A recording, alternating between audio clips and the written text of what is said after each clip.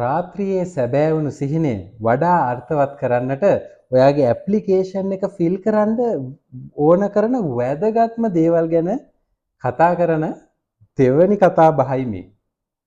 තාක්ෂණය මේ වෙනකොට වෙනස්ම ආරයකට යොමු වෙමින් පවතිනවා. මොකද AI තාක්ෂණයත් එක්ක තියෙන සියලුම දේවල් වෙනස් වෙනවා.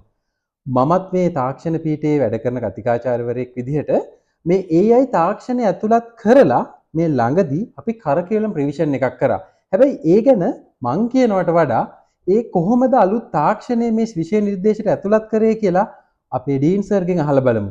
ආචාර්ය මංජුල වික්‍රමසිංහ මැතිතුමා.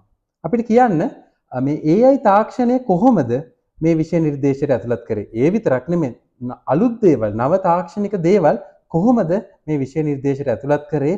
මේ වයඹ අම්මා ගාවට එන්න බලාපොරොත්තු වෙන ශිෂ්‍යයන්ගේ තාක්ෂණ පිපාසය සංසිඳවන්න. බොහොම හොඳ ප්‍රශ්නයක්. අපි AI තාක්ෂණය වගේ විශේෂ දෙයක් ගැන කතා කරොත් AI තාක්ෂණය ඔබ හැමෝම දන්නවා මුළු ජීවිතේම වෙනස් කරන තරම් බලගතු මෙවලම. මේ පීඨයේදී තියෙන අලුත් විෂය නිර්දේශයේ අලුත් සිලබස් එකේදී අපි AI පාවිච්චි කරලා වැඩ තුනක් ගැන හිතනවා. එකක් අපි කොහොමද උගන්වන්නේ AI පාවිච්චි කරලා? දෙවෙනි එක ඔයාලා කොහොමද ඉගෙන ගන්න AI පාවිච්චි කරලා?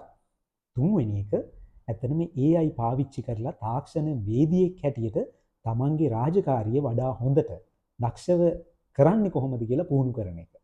එතකොට AI කියන එක මේකේ ප්‍රධාන දෙයක් හැටියට අපි පිළි අරගෙන ඒකත් එක්කලා ඉස්සරහට යන ක්‍රමවේදයක් තමයි අනුගමනය කරන්න බලාපොරොත්තු වෙන්නේ. ඊට අමතරව අපි ගත්තොත් කම්පියුටිං ටූල්ස්, ඒ වගේ දේවල් අනිවාර්යෙන් මේ පාඨමාලාවේ තවදුරටත් ඇතුළත් කරන්න කියලා අපිට ඇක්‍රෙඩිටේෂන් එකට ආපු ඒ පැනල් එක, ඒ වගේ අය අපිට ලොකු උපදෙස් ප්‍රමාණයක් අරන් ලබා දුන්නා. අපි මේ සියල්ලම මේකට එකතු කරලා තියෙනවා. එතකොට ඔයාලට මොඩර්නයිස් කෝස් එකක් තමයි අලුත් සිලබස් එක යටතේ අපේ පීඨයෙන් ලබා දෙන්න බලාපොරොත්තු වෙන්නේ. හරි සර්. ඉතින් අර මගේ කතාබහේ මම බලාපොරොත්තු වෙන්නේ high quality education එකක් හොයාගන්නේ කොහොමද කියලා. ඒකට අපේ සර් තව වචනයක් එකතු කරා modernize high quality education එකක් හොයාගන්න ඕන නම් ඔයාගේ application එක දානකොට ඔයා ආයෙ පාරක් හිතන්න ඕනේ වයඹ අම්මා ගාවත් මට ගැලපෙන තැනක් තියනවාද කියලා. ඉතින් තවත් වීඩියෝ එකකින් බොහොමත්ම ඉක්මනින් හම්බෙන්න බලාපොරොත්තු වෙමින් අදට මම සමුගන්නවා. මම හසිත බණ්ඩාර.